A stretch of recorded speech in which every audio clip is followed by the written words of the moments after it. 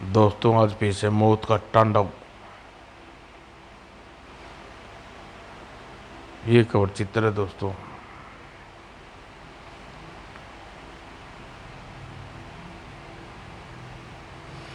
बहुत समय की पहले की बात है। उदयपुर राज्य में सत्यवान नाम का एक राजा राज करता था।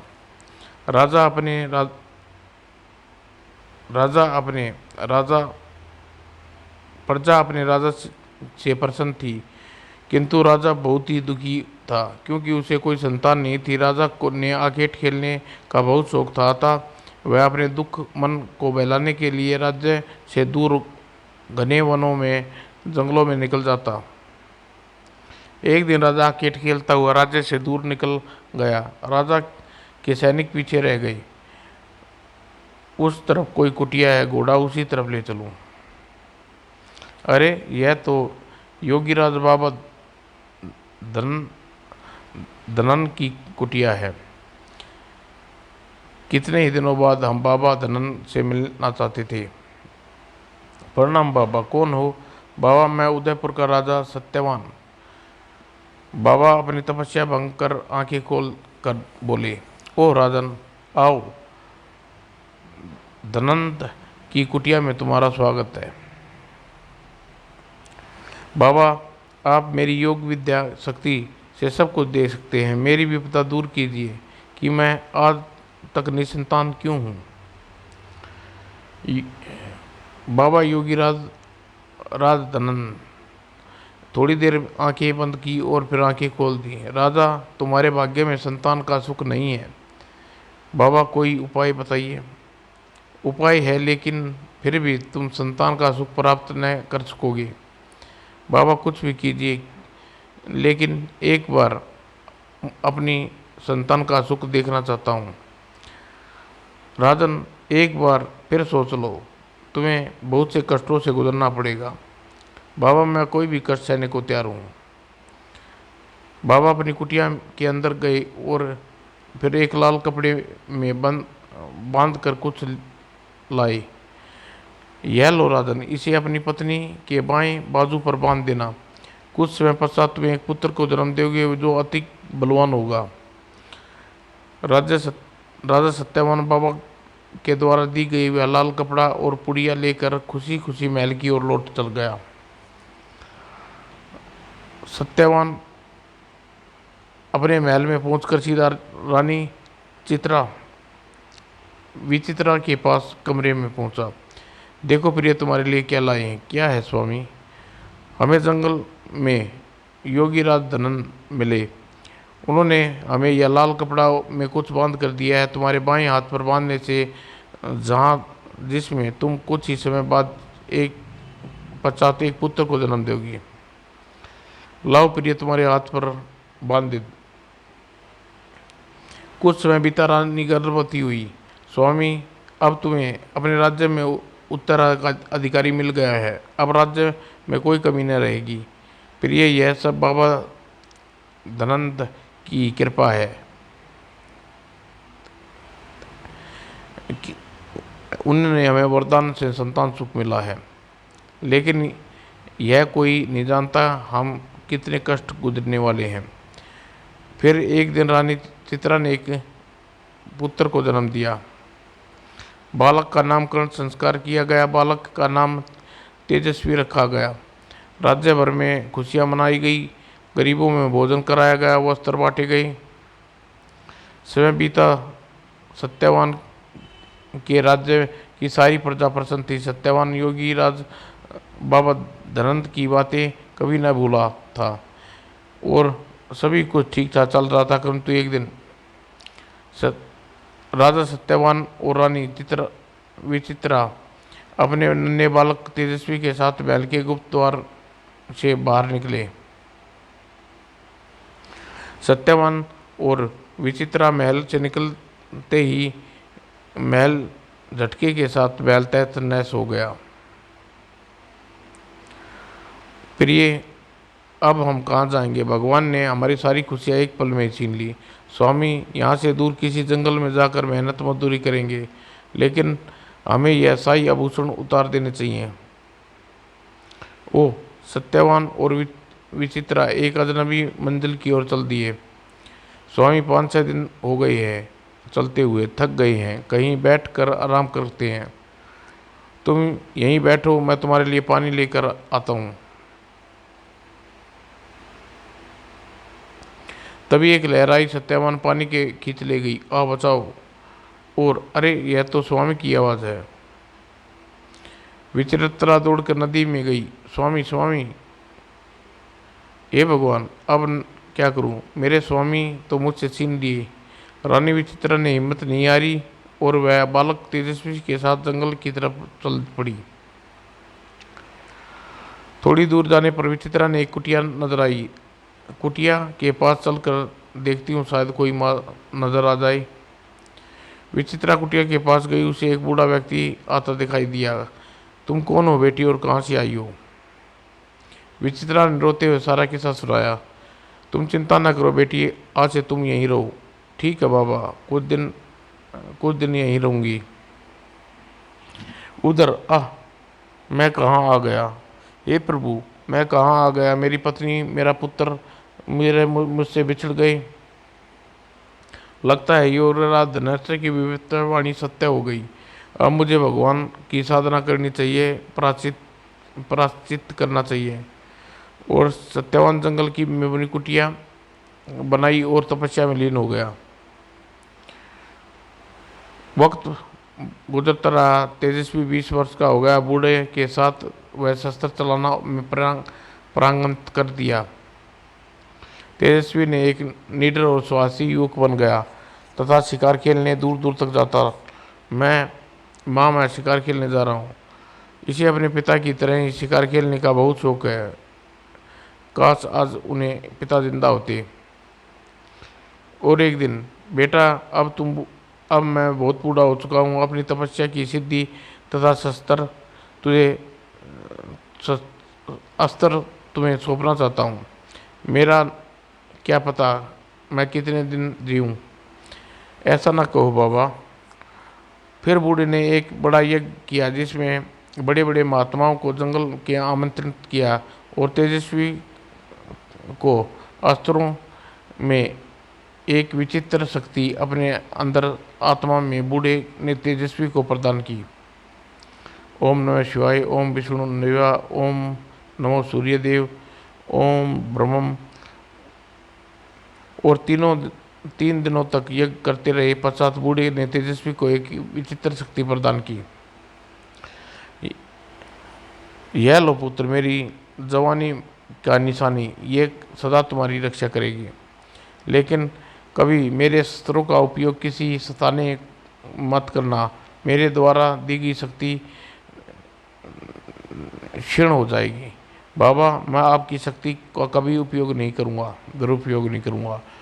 और वक्त उड़ता चला गया। एक दिन बूढ़ा परलोक सिधार गया। अब दोनों कुटिया में अकेले रहने लगे। माँ, मैं शिकार खेलने जा रहा हूँ, 2 दिन पश्चात लौटूंगा। 2 दिन जंगल में दौड़ते पश्चात तेजस्वी ने एक झील के निकट पहुंचा। अरे, झील पर सूर्य की गति के समान क्या चीज़ चमक रही है? सूर्य की भांति क्या चीज़ चमक रही है? पास जाकर देखता हूँ, कोई महल नजर आता है। अरे, कितना सुंदर महल है, सोने मोतियों की चमक। ऐसा महल कभी नहीं देखा। जब महल के बाहर इतना चमक रहा है तो अंदर से कैसा होगा? तेजस्वी ने महल में प्रवेश किया। शायद यहाँ कोई नहीं रहता। खिड़की दरवाजे भी खुले हैं। तेजस्वी आगे महल में प्रवेश करने के साथ ही साए साए सू सू सू, यह आवाज़ कैसी है? शायद बाहर कोई आ रहा है। तेजस्वी ने देखा 4 भयानक राक्षस अपने कंधे पर 4 युवतियों को कंधे पर लटकाए हुए महल की तरफ आ रहे थे। और महल में घुसकर राक्षसों ने एक बड़े कड़ा में आग जलाई और उन व्यक्तियों को कड़ा में उबलते पानी में डाल दिया। थोड़ी देर पश्चात 4 राक्षस व्यक्तियों को हड़प कर खा गए। कचर कचर कच कच कच कचर कचर। वाह, मजा आ गया। तभी एक राक्षस पीछे मुड़ा और उसकी नज़र दरवाजे पर खड़े तेजस्वी पड़ी।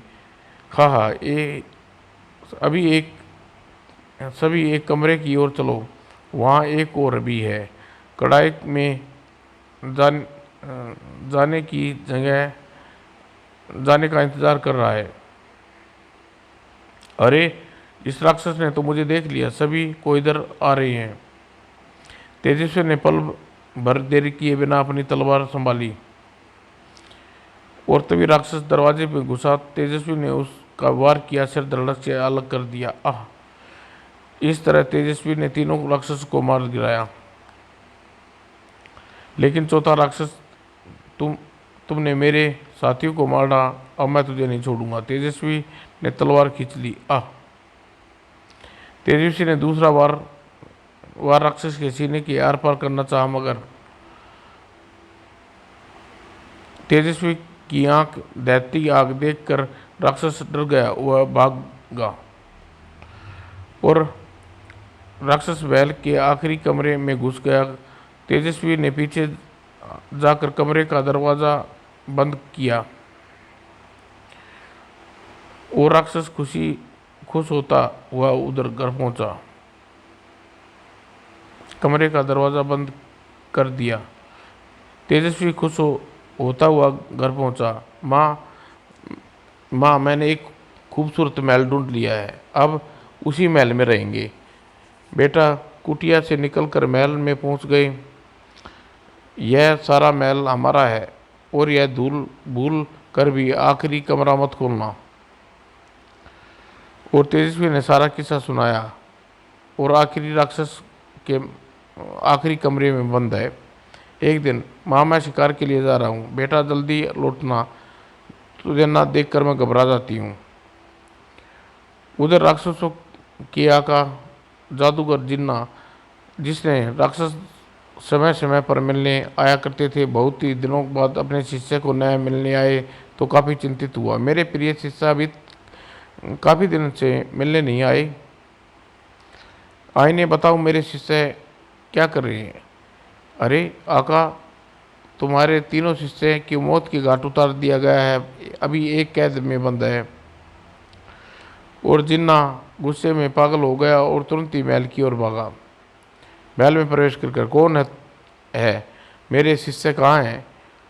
वो महल के आखिरी कमरे में बंद है। जिन्ना विचित्रा के बाल पकड़े और घसीटता हुआ उसे महल के आखिरी कोने दरवाजे के पास ले गया। बोलो, कमरे में चाबी कहाँ है? चाबी चाबी मैं नहीं दूंगी। नहीं देगी? आह आह, देती हूँ। जिन्ना अपने राक्षस शिष्य को कैद से मुक्त कर विचित्रा को बंद कर दिया। अब तू कैद में सड़ेगी। हाँ हाँ। राक्षस ने जिन्ना का सारा किस्सा सुनाया, फिर किस तरह तेजस्वी के साथ साथियों को मारा। तुम्हें तेजस्वी से लड़ाई के लिए ललकारना चाहिए। नहीं नहीं, मैं ऐसा नहीं कर सकता, उसके पास विचित्र शक्ति है जिसका मुकाबला नहीं कर सकता। फिर दोनों बैठकर काफ़ी देर तक सलाह करते रहे। ठीक है, मैं तरकीब निकालता हूँ, तू जाकर महल में छिप जा, मैं उसे ऐसा मजा चखाऊंगा कि वह अपनी मौत ढूंढता फिरेगा। और अगले ही पल जादूगर जिन्ना तेजस्वी की माँ विचित्रा का रूप धर लिया। अब देखता हूँ वह मुझसे कैसे बचता है। जिन्ना तेजस्वी का माँ का रूप धरकर एक चारपाई पर लेट गई और पेट में दर्द का बहाना बनाया। और तेजस्वी खुशी खुशी महल लौटा, परंतु जिन्ना की विचित्र करुणा रूप धारण किए था, इसलिए पहचान न सका। माँ माँ माँ, तुम्हें क्या हुआ? आह, दर्द के मारे मेरे प्राण निकले जा रहे हैं। तुम तो ऐसे गए कि जल्दी आकर मेरी सुध भी नहीं ली। मेरे बेटे, यदि यदि कहीं से काले बुगलों का मांस मिल जाए तो मैं बिल्कुल ठीक हो जाऊं। ठीक है माँ, मैं अभी जाकर काले बुगले का मांस लेकर आता हूँ। अब देखती हूँ कैसे लौट कर आता है, सीधा मौत के मुंह में जाएगा। और 2 दिन हो गए लगातार चलते हुए, कहाँ मिलेंगे मुझे काला बुगला। और फिर एक कुटिया के पास, इस कुटिया में देखता हूँ शायद कोई रहता हो। कुटिया में एक बूढ़ा व्यक्ति अपनी प्यारी सी बेटी पद्मा के साथ रहता था। तेजस्वी ने दरवाजे की दस्तक दी। अंदर किसी आवाज़ आई, अगर तुम भले आदमी हो तो अंदर आ जाओ, अगर तुम बुरे आदमी हो तो राह नापो। नहीं, तो मेरे कुत्ते तुम्हें मार डालेंगे। मैं एक भला व्यक्ति हूँ, फाटक पर ही खड़ा हूँ। दरवाज़ा खुला, तेजस्वी के सामने एक सुंदर सी लड़की नजर आई। मैं बहुत ही लंबा सफ़र तय करके आया हूँ। अपनी मंजिल पर पहुँचने के लिए मुझे कितना चलना पड़ेगा? मैं यहाँ रात गुजार सकता हूँ? बड़ी खुशी से भोजन करने के पश्चात थोड़ी देर विश्राम करने तेजस्वी ने बताया कि वह किस लिए घर से इतनी दूर आया है। क्या तुम जानती हो कि काले बुगले कहाँ मिलेंगे? नहीं, शायद मेरे बाबा जानते हो। मैंने तो आज तक ऐसा इलाज के बारे में नहीं सुना। इसी नेक युग के साथ जरूर कोई धोखा हुआ है। फिर पद्मा ने बाबा के तेजस्वी को बताया कि काले बुगले का मांस कहाँ मिलेगा। बेटा, परंतु बेटा, जहाँ जाना मौत के मुंह में जाना है। काले बुगले बहुत ही भयानक होते हैं। नहीं बाबा, मुझे जाना ही होगा। ठीक है, जब तुमने निश्चय कर ही लिया है तो यह घोड़ा ले जाओ, यह तुम्हारी काफ़ी मदद करेगा। वीर युग लौटते समय आराम करना न भूलना। और फिर तेजस्वी घने जंगल में पहुंचा। तेजस्वी बुगलों की जगह की तरफ बढ़ा। 4-5 बुगले तेजस्वी की ओर मंडराने लगे। और फिर आह, तेजस्वी ने अपने आप को संभाला और अपनी तलवार के वार उन बुगलों पर किया। और फिर तेजस्वी बुगले का धड़ उठाया और वापस मुड़ा। तेजस्वी वापस लौटते वक्त वापस उसी कुटिया में ठहरा। वीर युग, तुम्हारा स्वागत है। रात में इस नेक युग के साथ जरूर कोई धोखा हुआ है। मुझे इसकी मदद करनी चाहिए। और पद्मा ने रात में काले बुगले के मांस की जगह तेजस्वी के थैले में हिरण का मांस रख दिया। और सुबह होते ही तेजस्वी अपने घर की ओर चल पड़ा। वीर युग, तुम्हारी हंसी खुशी कामना करती हूँ, फिर कभी आना। वो तेजस्वी घर पहुंचा। माँ, तेजस्वी को देखकर जिन्ना ने तेजस्वी की माँ का रूप ले चारपाई पर लेट गया था और चिल्लाना शुरू कर दिया। हाँ हाँ, मैं यह लो। बेटे, मैं कब से तुम्हारी राह देख रही हूँ। क्या तुम कागले बुगले का मांस लिया है? जिन्ना ने सारा मांस खा लिया। खच खच खच खच। पलंग पर लेटे जिन्ना सोच रहा था, अब ऐसी कौन सी जगह भेजा जाए जहाँ यह जिंदा वापस ना आ सके। और अगली सुबह, मेरे प्यारे बेटे, बीमारी ने फिर से घेर लिया है। मेरे सीने में जलन हो रही है। मुझे ठीक से दिखाई भी नहीं दे रहा। बेटे, मैंने सफ़र में देखा, अगर मैं मृत और अमृत अगर मैं मृत और अमृत जल पीऊँ तो स्वस्थ हो जाऊंगी। माँ, मैं जरूर जल्दी ही मृत और अमृत जल लाता हूँ। तुमको स्वस्थ देखना चाहता हूँ। वो तेजस्वी घर से निकल पड़ा। तेजस्वी इस बार सीधा पद्मा और उसके बाबा की कुटिया में पहुंचा। माँ की बीमारी ठीक नहीं हुई है। उसने सपन देखा है कि अगर वह मृत और अमृत जल पी ले तो वह स्वस्थ हो सकती है। तब पद्मा के बाबा ने बताया, मृत और अमृत जल यहाँ से 2 झीलें यहाँ से दूर दक्षिण में 9 देशों को ही पार करने पर खेतों की रानी के देश है। परंतु आज तक जो भी मृत अमृत जल लेने गया है वह वापस नहीं लौटा। आशीर्वाद दीजिए बाबा, मैं मृत और अमृत जल लेकर ही वापस लौटूं। मेरा आशीर्वाद सदा तुम्हारे साथ है नेक युग।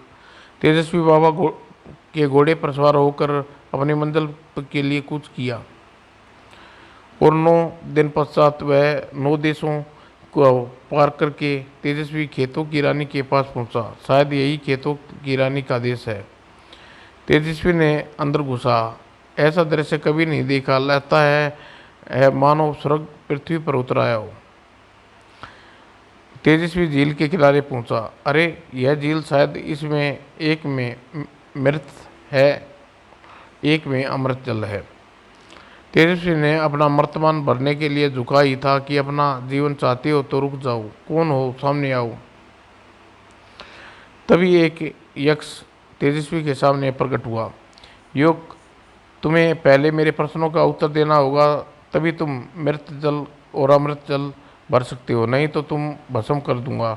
ठीक है, मैं तुम्हारे प्रश्न का उत्तर देने के लिए तैयार हूँ। संसार तब यक्ष ने तेजस्वी से प्रश्न पूछे। संसार में पृथ्वी में सबसे बड़ा, पृथ्वी से भी बड़ा कौन है? संसार में आकाश से ऊंचा कौन है? नंबर 3, हवा से गतिमानी कौन सी चीज़ है? संसार में माता पृथ्वी से बड़ी है, आकाश से ऊंचा पिता है और वायु से तीव्र मन है। शाबाश योग, तुमने तीनों, तुम मृत अमृत जल ले जा सकते हो। हम तुमसे प्रसन्न हुए योग, तुम कोई भी वरदान मांग सकते हो। हे यक्ष, मेरे पिता का पता बता, जो बचपन में मुझसे बिछड़ गए थे। मैं उन्हें बताइए वे कहाँ मिलेंगे। तुम्हारे पिता उदयपुर राज्य के खंडरों में उत्तर स्थित घने जंगलों में एक वृक्ष के नीचे कुटिया बनाकर तपस्या में लीन है। और फिर तेजस्वी अपने मृत अमृत जल भरा और वापस अपने घर की ओर चल दिया। 9 दिनों पश्चात पार करते हुए उसने पद्मा के यहाँ विश्राम किया। पद्मा ने पहले की तरह तेजस्वी के मर्तमानों से मृत और अमृत जल की जगह साधारण जल रख देती है। और अगली सुबह, मुझे जल्दी घर पहुंचना है, माँ इंतज़ार कर रही होगी। फिर कभी आना, तुम्हारा इंतज़ार करूंगी। माँ का स्वास्थ्य ठीक होने पर पुनः आऊँगा पद्मा। वो तेजस्वी मृत और अमृत जल के मृत्यवान को लेकर घर पहुंचा। माँ तेजस्वी को देखकर जीना जल भुन गया, उसने दिल में जहर भर गया।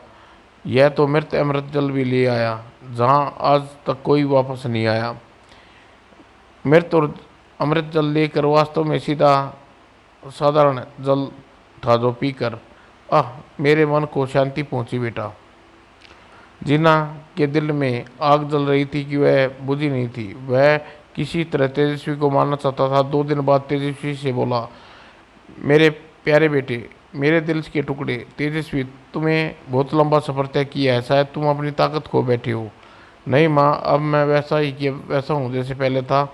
जाओ देखो अब तुम वह ऋषि तोड़ सकते हो या नहीं। जिना ने रस्सियाँ तेजस्वी की दोनों कलाइयों पर बांध दी और खिड़की पर बांध दी। हाँ तो प्यारे बेटे, पूरा जोर लगाओ और पता चले कि दुनिया में घूमते भटकते कहीं तुम अपनी ताकत तो नहीं खो बैठे। तेजस्वी ने मांसपेशियों को कसा और एक झटके में दोनों कलाइयों में परबंदी रस्सियाँ तोड़ दी। अच्छा, मैं आजमाना चाहती हूँ कि दोनों रस्सी को तोड़ सकते हो। और तेजस्वी ने फिर से मांसपेशियों को फुलाया और जोरदार झटका दिया और तेजस्वी की रस्सियाँ को तोड़ दी। रस्सियाँ में बंध गया। यह देखकर तेजस्वी की माँ का रूप धारण किए जिन्ना अपना असली रूप में आ गया। हा, मेरे प्रिय शिष्य कहाँ हो, आओ और अपने दुश्मन का काम तमाम कर दो। और जिन्ना की आवाज़ सुनकर उसका शिष्य बाहर आया और उसने तेजस्वी पर तलवार से वार किया और सिर काट दिया। और फिर राक्षस ने तेजस्वी के छोटे छोटे टुकड़े कर दिए, उन्हें एक बोरी में भर दिया और घोड़े पर लाद कर घोड़े को चाबुक मार कर चिल्लाया, ले जा इसे जहाँ से लाया है। और घोड़ा जिसे तेजस्वी पद्मा बाबा का दिया हुआ था सीधा मालकिन पद्मा की कुटिया में पहुंचा। हमारा घोड़ा लंबे सफ़र तय करके आराम करने पनाह वाले पाने के लिए घुड़सालवार में आया है। पद्मा ने घोड़े पर लदा बोरा खोला। ओह, यह तो तेजस्वी लगता है। तेजस्वी ने किसी ने मार डाला। पद्मा ने तेजस्वी के शरीर को जोड़ा। ने तेजस्वी के शरीर को जोड़ा और जहाँ मांस के टुकड़े गायब थे वहाँ पर उसने काले गुलाब बगुले का मांस लगा दिया। और फिर तेजस्वी की मर्तबान से बदला हुआ अमृत जल उस पर छिड़का। अगले ही पल तेजस्वी जीवित हो गया। ओह, कितनी गहरी नींद सोया हूँ। अगर मैं न होती तो तुम सदा के लिए सो गए होते, कभी पलक न खोलते। और फिर पद्मा ने तेजस्वी को बताया उसके साथ धोखा हुआ है, यह अमृत जल पी लो, इससे तुम्हारे अंदर कोई ताकत वापस आएगी। और तेजस्वी ने जैसे ही अमृत जल पिया उसके अंदर ताकत बढ़ोतरी हो गई, वह पहले से अधिक ताकतवर हो गया। तेजस्वी गुस्से में पागल हो गया, वह महल की तरफ भागा। तेजस्वी को आता देख दोनों के पैरों के तले से जमीन खिसक गई और भयभीत हो गई। तेजस्वी ने उन्हें हिलने का मौका भी नहीं दिया, दोनों पर टूट पड़ा। तेजस्वी ने जीना के सिर को कलम कर दिया और फिर राक्षस को भी मौत के घाट उतार दिया। तेजस्वी अपनी माँ को कैद मुक्त किया। फिर तेजस्वी ने अपने पिता को ढूंढा और सत्यवान अपने बेटे को देखकर प्रसन्न हुआ। तेजस्वी का विवाह पद्मा से हो गया। वे सभी महल में रहने लगे। सत्यवान ने महल के चारों तरफ नए उदयपुर की स्थापना की और लोगों को जिन्ना के अत्याचार से मुक्त कराया। समाप्त दोस्तों।